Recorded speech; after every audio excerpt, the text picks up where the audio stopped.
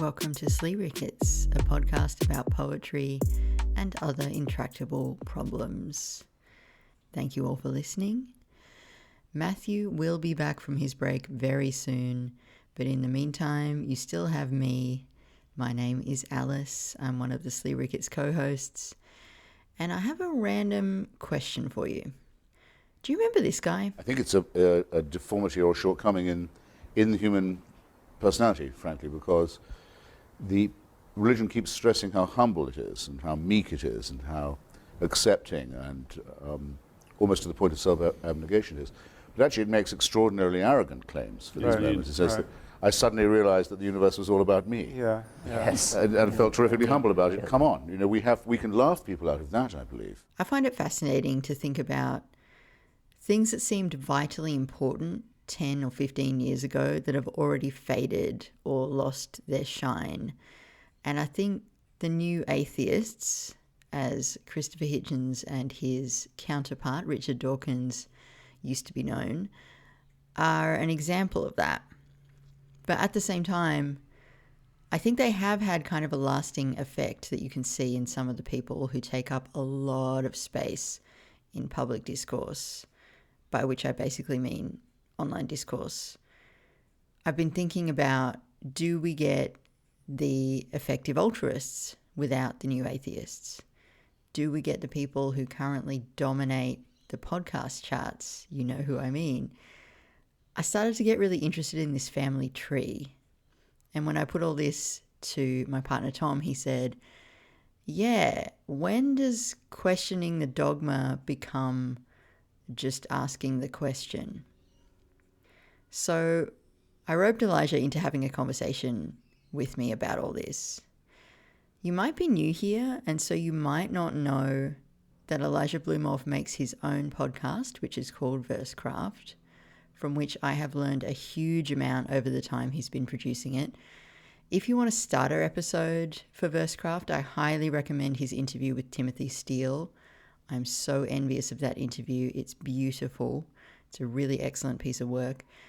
And if you want a more traditional Versecraft episode, check out his analysis of Shane McRae's poem Eurydice on the Art of Poetry. We will link to both of those in the show notes. So Elijah does quite serious work over on his show, which in some ways I think obscures how sweet and lovely he is in real life. I was thinking he's the kind of guy that if you found yourself lost in a foreign airport, late for your plane, chasing a lost bag or a lost passport, Elijah's the kind of person you want to have with you. Solid is the word I'd use to describe him. And unfortunately for him, something about this stability brings out the Ratbag in me. I just become a bit of an agent of chaos around Elijah. At this stage, I think I owe him at least one case, maybe two, even though he's not that much of a drinker. There are elements of this conversation that feel a little bit risky to me, though perhaps they're not risky enough or not risky at all. I don't tend to go for risky over on my podcast, Poetry Says. So trying it out over here feels a bit like the time my mate got me to sit behind the wheel of his tricked out ute just so I could feel what it was like to rev the engine. And it was thrilling. And I also knew this was never going to be the car for me. But wherever you are on the atheist to believer spectrum, I pray we don't offend you too much.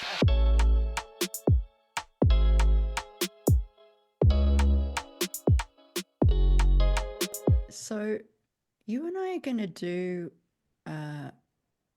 we were going to have Cameron here originally, and then Cameron is having an adventure, which, as I said to him, is a much better way to spend your time than sitting around podcasting, even though we're going to miss him.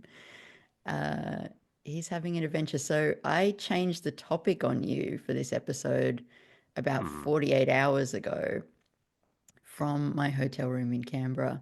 And so now we're going to do what we always do when we are left to our own devices, which is to discuss the nature of the invisible sky daddy. Indeed. Although, yeah, how we should talk about God is, I think, the meat of what I want to get into. Oh, cool. Okay. Yeah. because I think that's because, I know you wanted to bring in the new atheists a little bit. And I think that, like, the crux of why new atheism is ineffectual, at least to, or unconvincing to someone like me. This is the problem, is that I think that I mean, I'm getting ahead of myself here, but I think that new atheism is not a good term for what they are, and more the atheism than the new part, actually. And also, yeah, I think that not only is God not really their main concern, but also how what they think God is very different than what I think God is. So we can talk about that. Yeah, I think you're probably right. I mean, yeah, we probably need to do a bit more context setting before we go straight Yeah. there. But I think you might be right about all those things. What I want to know is, so I've been going down a Hitchens Dawkins rabbit hole on YouTube and realizing just how long ago all this is. So like the God Delusion comes out in 2006. God is Not Great comes out in 2007. I sent you a video of a round table with Hitchens, Dawkins, Sam Harris, and some other guy who I hadn't heard of, which was put out in 2009, which is 15 years ago. So, like, how old are And you? that's like a retrospective on work that they've done for a long time. Yeah, this is them kind of Yeah. sitting there, like, being like, oh, well, since we've done all this amazing work, how do we feel about it? And it just seems so hilariously quaint because, well, yeah, I mean, I just don't think that they have had anything like the impact that they thought they were having at that time. But what I want to ask you is, like, you would have been what, 12 when all this is going down? 13? Yeah, I remember being in middle school and high school and hearing about this stuff. And like, knowing that some people were interested in it on YouTube. I think there was a kid in 8th grade who was talking about, oh, I've been reading God is Not Great. It's a great book. I'm an atheist, blah, blah, blah. I was like, oh, okay, interesting. Um, That's so cute. At 13, yeah, he's like, something like that. Yeah. okay. And so at that time, do you remember them being anything other than an oddity? To me, it wasn't, I don't know, it wasn't like of that much interest at the time. Yeah, you probably had your I'm mind trying on to, other things. I'm trying to think what I would have thought of it. Um, like if you would put on one of their YouTube videos in front of me, I probably would have been interested enough to watch, but I wouldn't have been like, oh, yes, that's the truth. Wow, I'm seeing the light, and religion is so evil. Like, I mean, partly that's probably because I grew up, the son of a rabbi in a Jewish community, and I never felt any of these toxic things that they were talking about.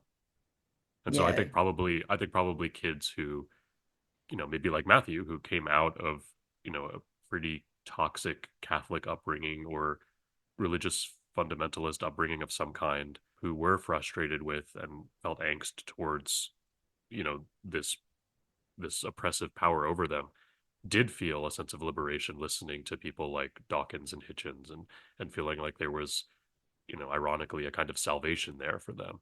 But yeah, I think it wasn't. I got my real interest in God and theology and metaphysics and all that stuff didn't really happen until I graduated high school.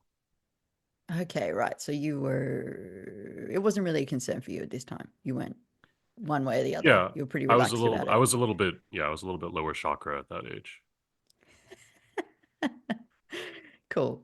Yeah, I mean, the more that I get to understand specifically what Catholicism asks of its followers and particularly what it asks of children, young people in the church, in terms of like confession, the type of things, the type of mental gymnastics you have to do to believe, all that sort of stuff. The more I just feel so grateful that I was raised in, like I said, sort of mostly atheistic Australia, in a family that, like, I was baptized when we were at mum's house. She got out one of the photo albums and Tom was looking at it and he was like, "What the fuck is this?" I'm like, "Yeah, that was, see, I'm not going to be stuck in limbo. I got baptized." But like, I don't remember that happening. And I never went to church. It was never discussed God was never discussed in my family. So, like, I feel like I just got to skip a whole category of angst. I had other angst, Mhm. but this whole thing has never been a question that I have had to urgently address or answer. And so, what that has allowed me to do is to come at it in my own time and in my own very idiosyncratic way, which is a real pleasure, honestly. Like, it's kind of, I find it kind of fun. But yeah, the people that Hitchens and Dawkins were talking to were like, they were not interested in people like you and me. They were interested in, particularly at that time, 2006, 7, their big problem is fundamentalist Islam. It's very much like a post 9/11 moment still. Definitely. And Yeah. they keep pointing back to that as like, look what religion does, look what religion does. Right. I mean, and that's also hard to take seriously because while of course it's true that religion has led to all kinds of atrocities, religion is just an excuse like anything else. I mean, humans have, started atrocities for all kinds of reasons. And I mean, the 20th century is the perfect example. It was an age of atheist regimes that, committed atrocities on a larger scale than we've ever seen. And I mean, there was no religion there. There was religious like ideologies. But that's the thing, is that when you take away religion, there are going to be religious like ideologies that replace them. So getting rid of religion proper is not really doing anything. And I Mm. think that it's like a major sociological naivety that they didn't seem to acknowledge that or see that. Well, the thing, the thing that I kept thinking watching this roundtable, and again, this is 2009, so they're all like really at the peak of their fame. Hitchens doesn't know yet that he's about to be diagnosed with esophageal cancer. And sitting around this table, which is just covered in like martinis, whiskey, Hitchens is chain smoking. Like, it's just they're having the best time, and they're all furiously agreeing with each other. But about in the second hour, I listened to a lot of this while I was doing housework yesterday. There's a point at which one of them says, "Well, what do we want? Do we want to get rid of religion altogether?" And Hitchens is like, I don't know that I do, because then I wouldn't have anyone to argue with. And you sort of realize in this moment that while he is, he's a spokesperson for this quote unquote new atheism, he's also just an incredibly charismatic, genius level public intellectual who's just having the time of his life bickering. He's been Yeah, on TV earlier that day just talking to somebody that he can fight with, and he loves it. He fucking loves it. He doesn't want that to stop. So they're not actually, I think the thing that's annoying about them is they're not actually trying to advance anything really. They're just having a lot of fun scoring points. yeah. I think there's definitely that kind of boyish, juvenile enthusiasm to them, and Hitchens especially. I mean, I think Hitchens sees himself as a successor to Oscar Wilde in some sense. Like I think he Yeah, models himself after him. totally. Um, And you really see that, especially if you read some of his literary essays, which are quite good. Like I think his literary essays are more intriguing than his theological ideas. But yeah, I think that he really he uses religion as an occasion, Yeah. to do this thing that he wants to do. And if it wasn't religion, it would probably be something else. But I think it's kind of shocking that he admits that publicly because in a way it's admitting that you're intellectually dishonest to a certain degree. It's like I'm not actually trying to advance this cause. I just like doing this. It's more about the journey than the destination. Yeah, it's a funny little moment. I think even he shocks himself as he's saying it, and the rest of the guys are like, "What? What do Yeah. you mean?" But he sort of he goes, it's like, "No, I think I don't really want to see a world without faith. I don't want this argument to end." And he also says, and I think the other ones kind of agree, that a world without faith is not really a realistic hope for them. Like, Mm. they can't envision what that would even be like. One of the things that I wanted to ask, I mean, I think you've already kind of hinted at this, but like, do you think that Hitchens and Dawkins have had any kind of lasting impact. I mean, it's not that long since Dawkins is still alive, but since this moment, have they done anything? Like, has there been anything achieved by all this like fury that they kicked up? I think probably yes. I think it would be hard to measure. I don't hear many people talking about them now. They're Yeah, much less trendy than they were. yeah, I think that they probably caused ripples which are still affecting us. I think there probably is still a certain kind of atheist who models themselves after the likes of Hitchens and Dawkins and is on Reddit somewhere trying to score points. I think that that archetype still exists, and I think probably a lot of the influence they've had has been negative in the sense that we see a lot of people embracing their faith now across the world, or embracing traditionalism in a reactionary way. And I think maybe some of that is due to the fact that they perceive that the other side is so full of disdain for them.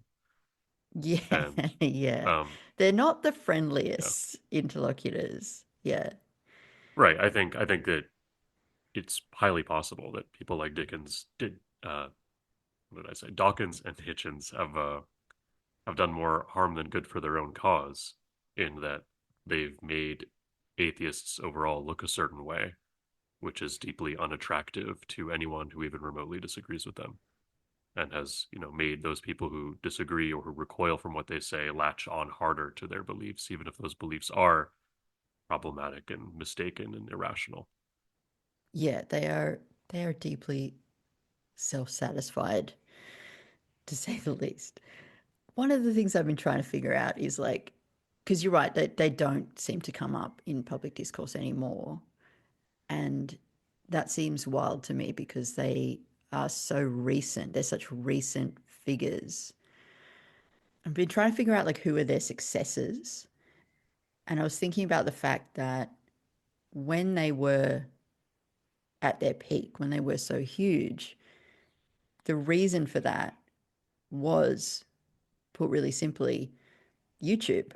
I don't Mm-hmm. think any of my friends actually read their books, but one of my friends in particular watched hours of Hitchens on YouTube, and he drove us all crazy by talking about how amazing Hitchens' accent was.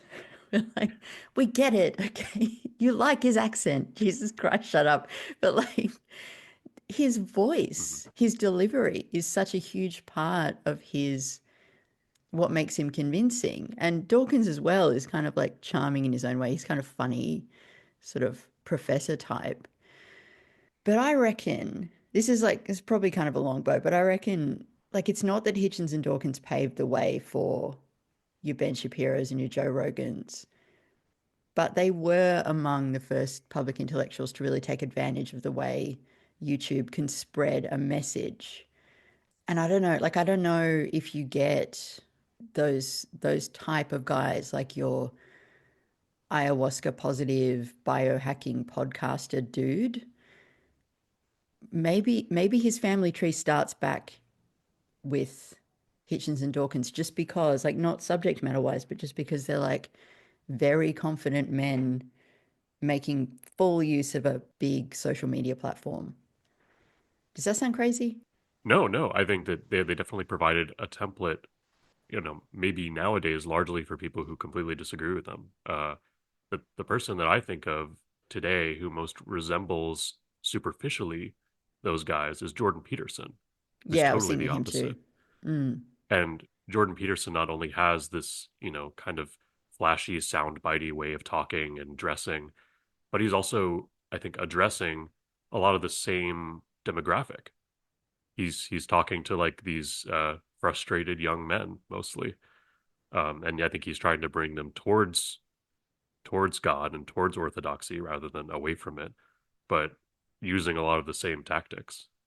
Is that true? I thought I've never spent any time dealing with Jordan Peterson. I thought his thing was like make your bed and stand up straight and dress well. Well, he is about that, but he has this weird, I think maybe sort of self-fabricated relationship with religion where he like he's not a professing Christian exactly. And I'm not like up to date on my Jordan Petersoniana, but he he yeah, he often speaks in very favorable terms about religion. And I think, he comes from a Jungian psychology background. And so I think that from a sort of Jungian symbolic perspective, he finds Christianity very true.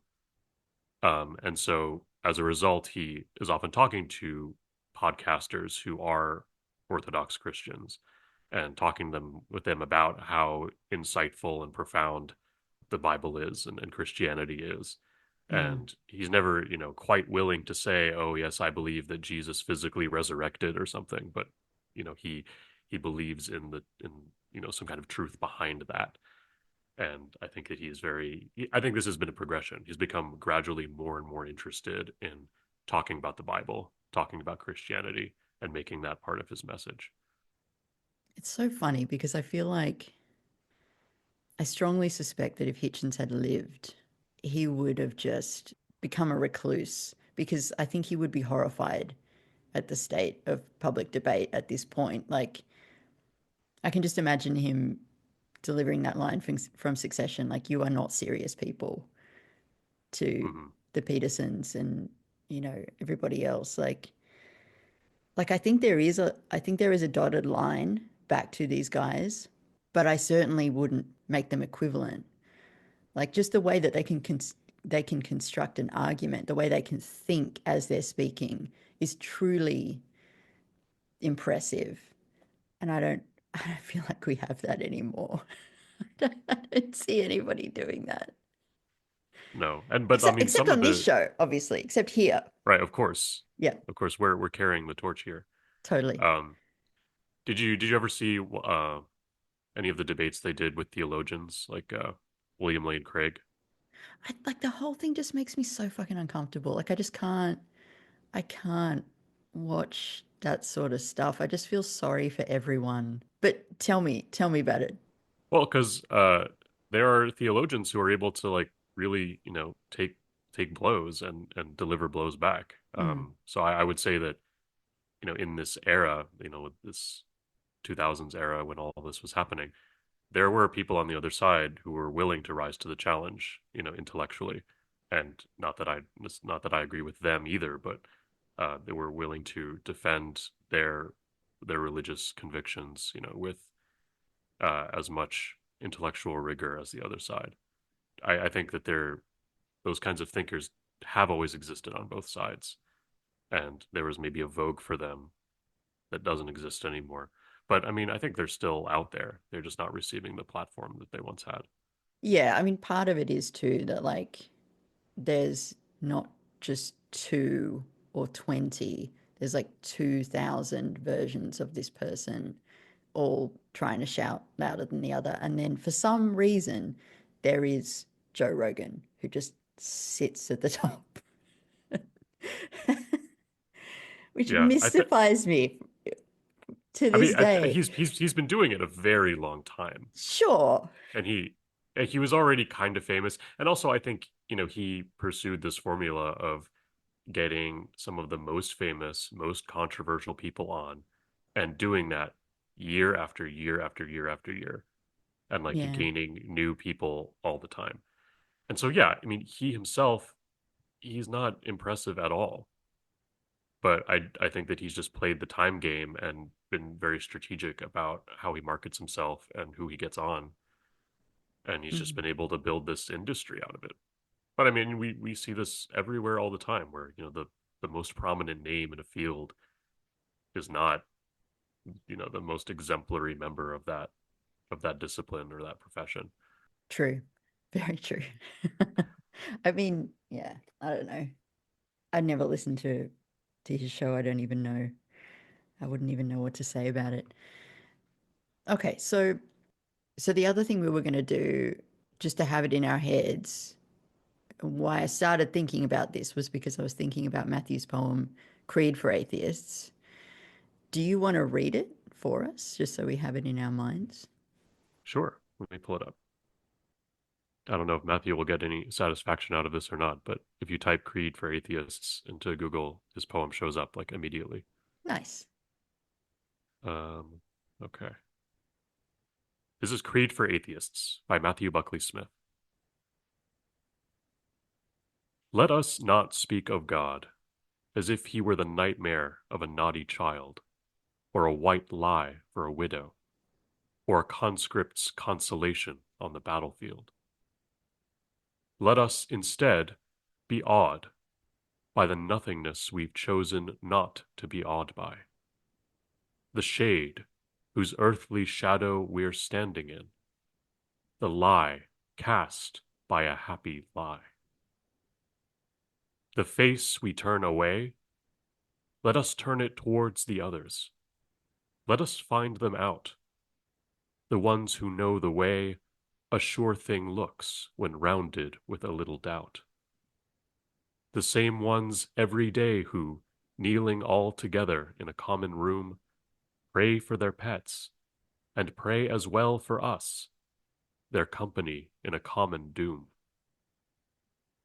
Let's take no satisfaction, but concentrate on what we say when we say no. That dead, we are the same. That time falls fast across the fading light like snow. That man is an anxious motion of matter upon matter, liquor upon tongue, the neurotransmitter's flame upon the dendrite's kindling. Bright, and not for long. So what does it bring to mind for you? So it actually, I think we talked about this in a personal call not too long ago. It took me a while to understand exactly what Matthew meant when he called himself an atheist. I mean, sort of the basics of it are pretty obvious, but it seemed to me, based on something he had said on a podcast that he released not too long ago, like the light bulb went off in my head, and I was like, oh, when he says he's an atheist, what he means specifically is that he rejects a personal God, a God who is watching over us. He's not really saying anything about the metaphysical proposition of God, the God of philosophers and mystics. I don't know what his opinion on that is, but that doesn't seem to be what he's talking about when he rejects God. It seems like when he rejects God, he's rejecting this God that he believed in as a child, and which he fell away from, and had when he had his crisis of faith, and fell away from the idea that there was a God looking out for him, watching him. That rejection was enough for him to call himself an atheist. And I get that. And I think, I don't want to speak for him, but I think maybe what he would say is that this other idea of God, the philosopher mystics God, is that is too abstract to even really call God. And for him, God refers specifically to this divine personality. And so by rejecting the divine personality, that's rejecting God, and therefore you're an atheist. And so that's one version of what an atheist could be. And then again, when I look at the new atheists, I also see that they're not really talking about God very much at all, really. They're talking about specific conceptions of God in certain religions and what that God says humans should do that they disagree with. Like, really, they're disagreeing with religious doctrines. And they're far more anti-religionists than they are atheists. And I don't really see them talking about the metaphysical idea of God all that much. I mean, I know that it comes up every now and again, and they talk about, I think they make some references to cosmological arguments or teleological arguments, but that's not really the root of what they want to talk about. What they want to talk about is how poisonous religion is, and how we should not have these, especially Abrahamic religions that we do, and we should divorce ourselves from those superstitions. But I think they probably have very little to say about the God of Aristotle or the God of Spinoza, and I don't think that's really their concern. To me, it might be because of the background that I have. An atheist would be someone who finds the proposition of God as a metaphysical concept unsound.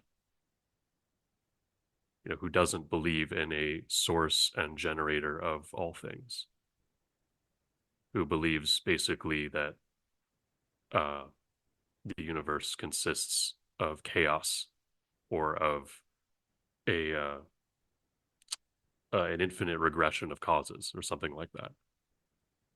What do you mean by an infinite regression of causes? That's too smart for me.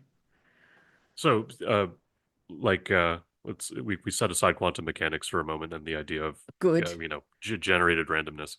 Uh, right? we something exists in the world because something caused it to exist. All right, and we can keep following that chain back and back and back and back and back and back to the beginning of time. And someone who doesn't believe in a uncaused cause, a source from which all of this stuff is generated. If you say, well, where did that first thing come from? It's like, oh, it came from a previous thing. It came from a previous thing. Let's say, well, what was the first thing? There was no first thing. There's just an endless chain, and none of them are superior to the other or are original. It just goes back into infinity. And so there have been a lot of theological debates about this, for hundreds of years. And something interesting that I've read about and thought about is that even if you believe in an infinite regression in our space time, you still you're unable to account for why that chain itself exists, right? Like why basically why there is something rather than nothing. But isn't that just kind of like recapitulating the argument? Like, so you sort of set it up as a chain, which I quite like because it reminds me of Time is a Flat Circle and I really love True Detective. But like, but then you're saying, okay, but why does the chain exist? Aren't you then just starting the argument again? Well, yeah, but sort of from outside it. So, like Yeah, originally, we're talking about stuff that's within the world, but right. then you still are not accounting. Like you can maybe account for everything that's in the world with an infinite regression, but you can't account for the world itself or why there's an infinite regression from within that world. Does there need to be a And reason why? well, that's the thing. I mean, if you are willing to accept, I mean, ultimately, we all have to accept a transrational explanation for the world because our reason runs out at a certain point.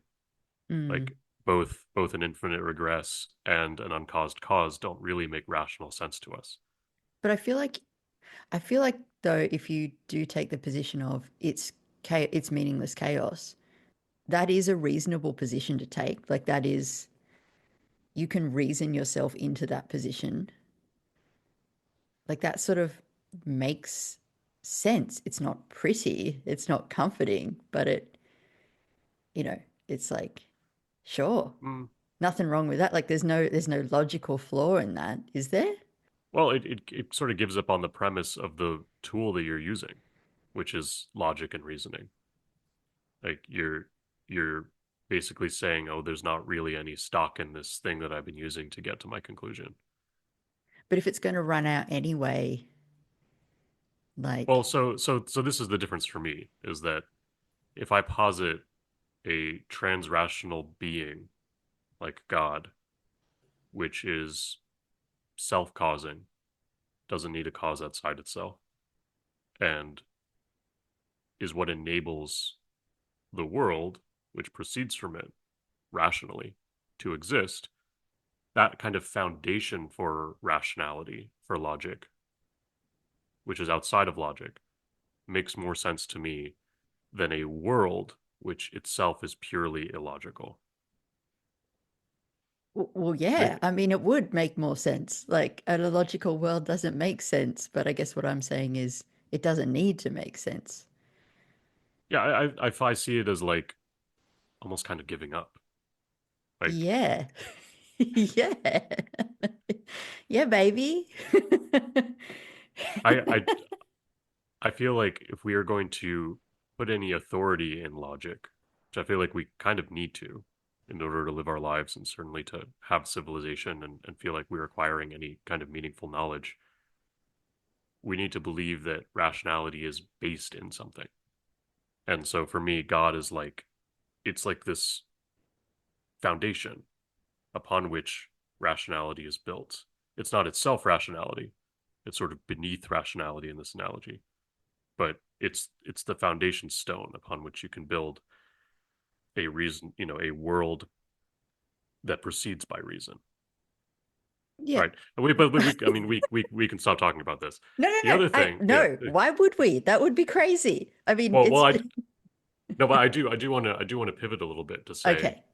that another way that I can sort of think about God is, people like, I think, Dawkins and Hitchens, and before that Bertrand Russell, they're always talking about, oh, what's the evidence for God in the universe? What's the evidence for God in the universe? Mm. And I think that misses the point. I think that the universe itself is all the evidence for God you could ever ask for. Like the fact that there is this necessarily infinite, eternal thing, because and infinite because what could stop it from being infinite, and eternal because time could not come into being because then it presupposes time, right? Like there's no point at which time can begin Mm. because, right, so there is an eternality in which everything unfolds.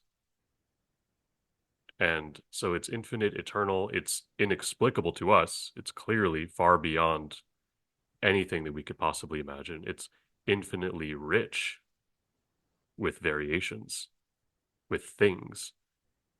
So it's like infinitely fecund. It's just this beautiful, inexplicable, absolutely mind shattering flower of a phenomenon reality is. And like, if that's not God, what is? Like, it's like it fulfills all the requirements of God except for having a personality. And I think having a personality is something that we really wish God had. And I think that God does have, insofar as God manifests souls, God manifests different life forms. And we are sort of facets of God, and we manifest different ways that God can be. But to say that God itself has a kind of human-like personality, yeah, I think is wishful thinking. Yeah. Yeah. I mean, it does. I hope I won't offend too many people by saying this, but that does to me seem like a bit childish. Like, and Right. also so understandable because, like, how else do you understand it? Like, the communities that I'm part of where there is faith, it's like, it's just the quickest way to get to an understanding. God as parent. It's just like, great. So I'm taken care of. God has a plan. You know, God's taking care of me. It's like, it's almost like you don't really have time to sit around and try to conceive of the divine as anything other than just your really nice dad. But like, I'm totally fine with like that as a shortcut. But I think to sit across from somebody who was like, yes, well, God the Father um, has designed everything and is making sure that I'm okay, I would just be like, cool, yeah, that must be really nice to think that way, but I think you're sort of crazy. Like, just how could you actually think that? It just seems so self-centered more than anything else. Right. I think that if you really give thought to the just even the small amount of the world we can know, and are appreciate the limits of our science, not only how far they have to go, but the fact that they are only capable of describing so much. And knowing that the universe itself that we live in is probably only one tiny fraction. And I mean, it's almost meaningless to speak about fractions when you're speaking about the infinite, but a fraction of reality itself, and what we consider empty space is really never empty space. It's like a quantum foam, right? That has things continually popping in and out of existence, like seemingly at random. Like that that has a nature that has to come from something, even if not in the order of time. There's a kind of law or nature behind it, and that to me is God. I mean, it's hard to separate the creation from the creator, and I don't know that it's even necessarily that meaningful to do so. I sort of waver between pantheism and panentheism, but yeah, I mean, there's just this. If you just think about the reality and how many ways we can look at it, and how little of it we know, and oh, like my God, like it's fucking God. Like it's crazy. Like we are all just petals of this constantly unfolding God flower, and it's it's really unreal. And I think the what the religious sense is, and I think that religions couch this in their own mythologies, but the religious sense is having this cosmic perspective, this cosmic awe in the back of your mind as you proceed throughout the mundane activities of your daily life, being able to sort of see them in the context of this infinitely larger thing, and to see them as representations and manifestations of that infinitely larger thing, and so see them as as uh, as kind of sacred because they are a each detail of life is another way of knowing this just monstrously large inexplicable thing, and then being appreciative of that and grateful to be able to experience it, and grateful to be able to have the fruits of it, to be able to be here at all. And again, like the something rather than nothing, utterly unexplainable. But I mean, that's God for you. And that we are here to have that, to see this is just endlessly crazy. And yeah, I think if you have that awe, that appreciation, that gratitude, and you're constantly reminding yourself of it, that is leading a kind of religious life. And then we build these rituals on top of that, and we interpret it through our various mythological languages in order to ground ourselves a bit, and in order to give ourselves things to do which can keep us mindful. Like for a long time I thought it was totally ridiculous, the halachic traditions in Judaism, keeping kosher, and why do people dress a certain way and do certain things throughout the house. It's like these all seem totally arbitrary. But yes, they are to a certain extent arbitrary, but you do them because they are a sort of psychological technology for ensuring that you think about God all the time. And Sure. so I Yeah. feel like I don't need to do those particular things to achieve this mindfulness, but I feel like I now understand better why people do them. Why it's done. Yeah. And Yeah. yeah, we're all trying to get to the same place. And I don't think I think it is a mistake to say that all religions are ultimately the same, because I think, we do, different religions do have different perspectives on, the goal of human life, what our attitude should be towards reality, etc. But I think all religions are trying to get to this place of acceptance and awe in the face of this inexplicable thing, which is Mm. reality. Okay, so I want to put something to you that might rile you a little bit, and so know that I'm saying this with lots of love and gratitude for you as a person. I'm So, furious already. oh my God. Okay. So, like, I think the thing, like, I'm following everything that you're saying, I think, and I think I agree with most of it. It's just that, like, at the crucial point, I think we land in a slightly different place. And I think that is a Mhm. matter of disposition.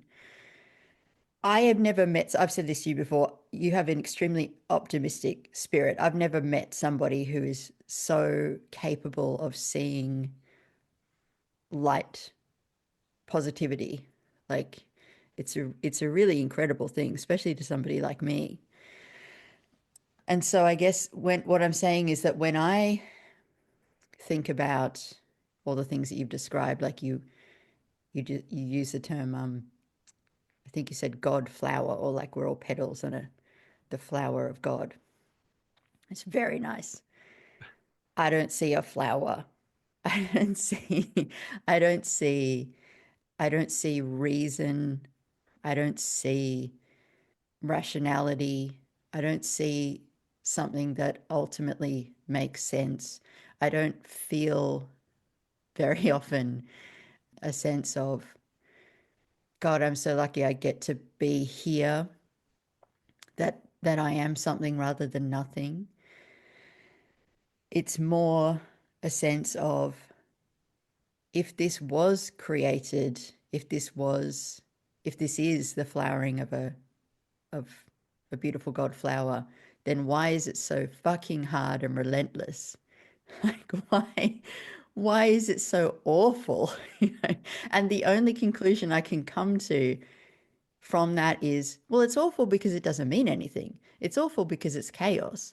It's awful because you are less than a speck of dust in a chaotic, meaningless swirl. And so, of course, it's awful. That's the nature of it.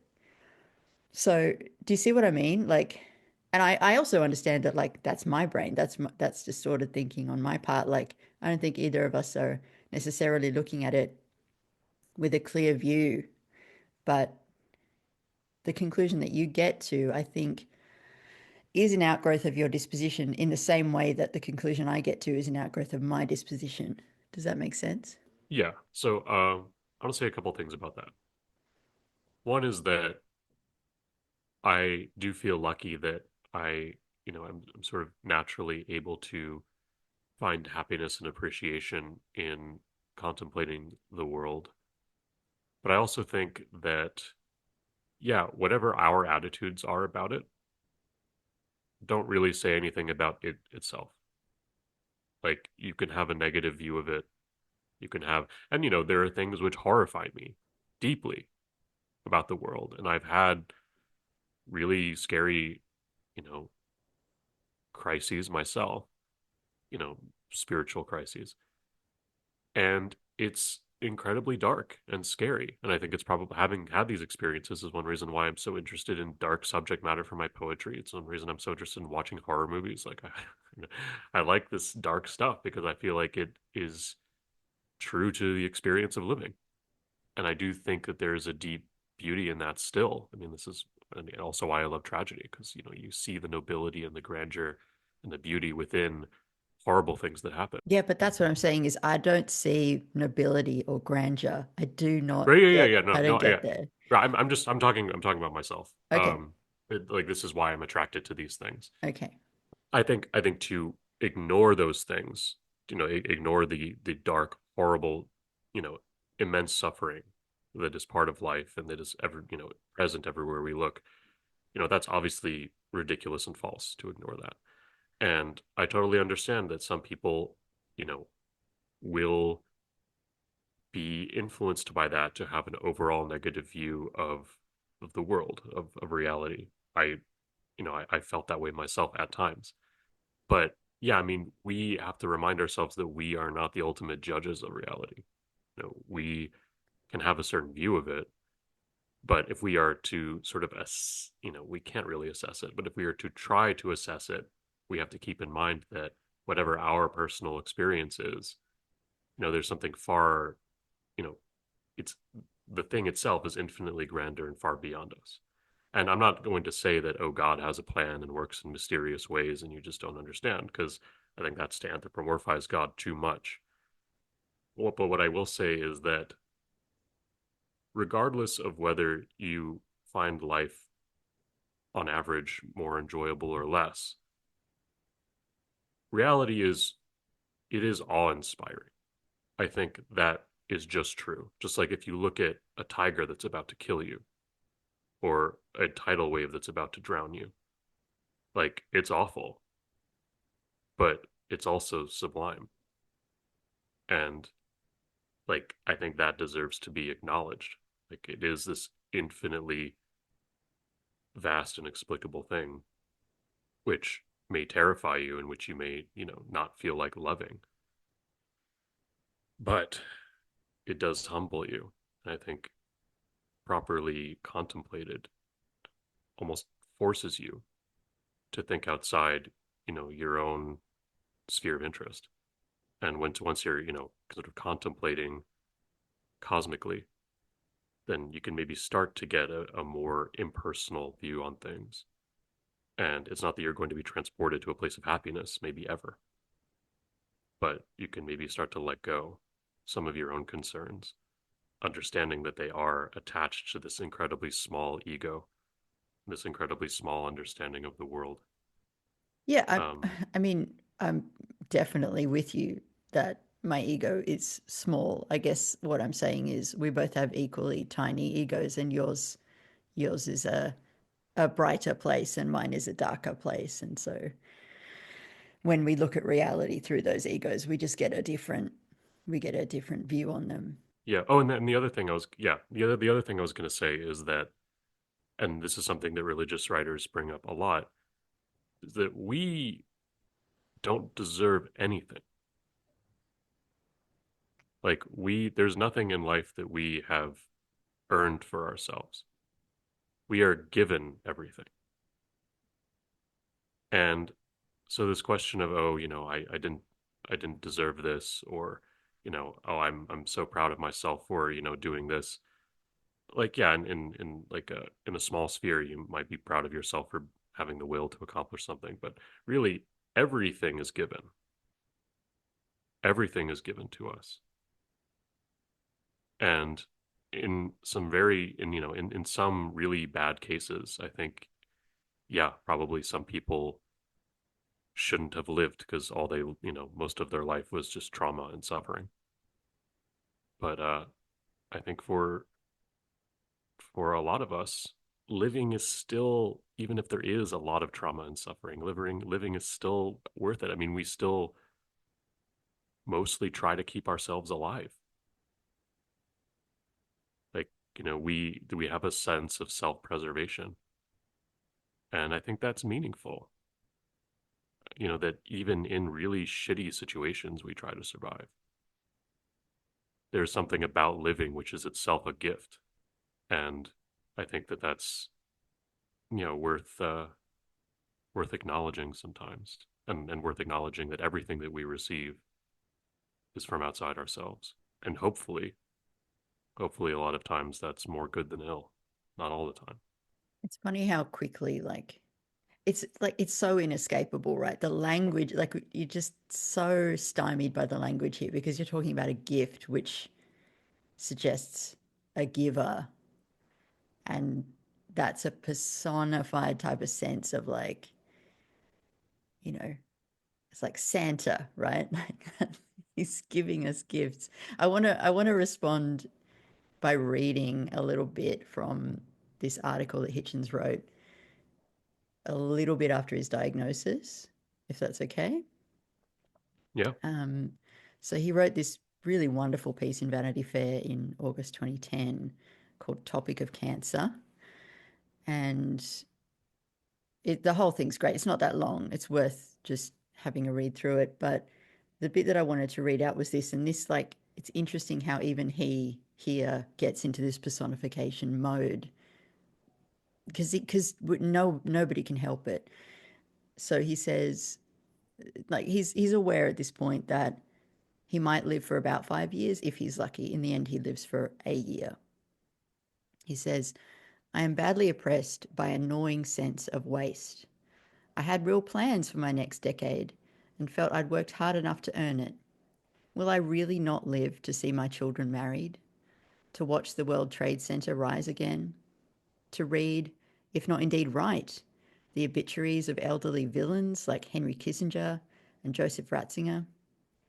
But I understand this sort of non-thinking for what it is: sentimentality and self-pity. Of course, my book hit the bestseller list on the day I received the grimmest of news bulletins. And for that matter, the last flight I took, as a healthy feeling person, to a fine, big audience at the Chicago Book Fair was the one that made me a million miler on United Airlines, with a lifetime of free upgrades to look forward to. But irony is my business, and I just can't see any ironies here. Would it be less poignant to get cancer on the day that my memoirs were remaindered as a box office turkey, or that I was bounced from a coach class flight and left on the tarmac? To the dumb question, why me? The cosmos barely bothers to return the reply, why not? So I love that little moment where he's talking in terms of like the fact that he uses the phrase the cosmos is really interesting, because of course when you're in this situation you have to think about, you can't help but think personally, why the fuck is this happening to me? Like, and you know, he had a family history of esophageal cancer. Like, it's pretty clear why it happened to him. He's a lifetime smoker and drinker. Like, he set himself up pretty well to get it, but he still has these feelings of, but why? Like, what's the reason? And to what you're saying about a gift, it's like this is the opposite of a gift, and it's impossible for him to make sense of, but he's still thinking in terms of the cosmos barely bothers to return the reply, why not? And I think like that, to me, that why not kind of sums up my whole sense of the divine. Like a kind of a jester, like a Well, a jester would imply, I mean, sometimes shit that happens is very funny, but like it's more a, like I had this friend back in Canberra who, I went to uni to study languages, but I also studied Eastern religion. That's what my degree is in, if you can believe that. And at a certain point, I was like, okay, but I want to understand all religions. So I took classes on Islam, and then there were no classes on Christianity. So I had met this girl who was a Christian, and I started going along to her Bible study, which was maybe by the time this episode comes out, there'll be a poem out there about this. But I I started going along to this Bible study. It was chaos. It was like, it was not a Bible study. It was essentially just like a bunch of early 20 somethings eating too much sugar and just being complete idiots. But there was this one guy there called Ben. And Ben was, I think, honestly, kind of a genius. Like, he was just scarily smart. But he had been raised in this, I think they were Baptist Christians, raised in this Christianity that was, that asked a lot in terms of mental gymnastics. And he, when I knew him, was losing his faith. And we would go on these long walks around the suburbs, and he would talk to me about how he was starting to conceive of God. And there was this one day I remember really clearly where he was like, if there is a God, it is a monstrous, uncaring alien that exists outside of the universe and doesn't give a fuck about us. Doesn't like, it's like less than disinterest. It's like maybe even lack of awareness that we're even here. And that was where he landed. Now, Ben was not a happy guy. And but I've never really forgotten that. And I guess when he said that, I sort of thought, yeah, that kind of explains a lot. Like, it's a brutal way to frame it, but it made sense to me, and it continues to make sense to me in the way that this Hitchens saying why not makes perfect sense to me. So again, I think we're kind of in the same place, but we've got, it's like you've got the lights on and I've got the lights off. yeah. I mean that sounds very Lovecraftian. Thanks. And Oh no, you mean Ben's conception? yeah, but Ben's Yeah, yeah, conception yeah, sounds yeah, very yeah. He Lovecraftian. was a Lovecraft Yeah. guy. Yeah. Mm. I yeah, I know I've mentioned this to you before. I think of God, and this is sort of, I guess this is very Blakean. I think of God kind of like a tiger, like can be terrifying, vicious, brutal, amoral, but also is beautiful. And it's just true. Like, there is so much to look at and be in awe of, even if it's tearing you apart. Well, sure, but like getting torn apart by a tiger would fucking suck. It would be so And awful. it would, You're it would, not, it would, it would. you're But not most of gonna the be time, you're not gonna be feeling awe at that no, moment. no, and no, but like most of the time, you're not being torn apart by the tiger, and Mm, so you, but he and so might. you, He might tell you. You don't know. He could tell you apart at any moment. right? Well, and that adds a kind of thrill, doesn't it? No, it doesn't add a thrill. This is what I'm saying. It's just not fucking thrilling.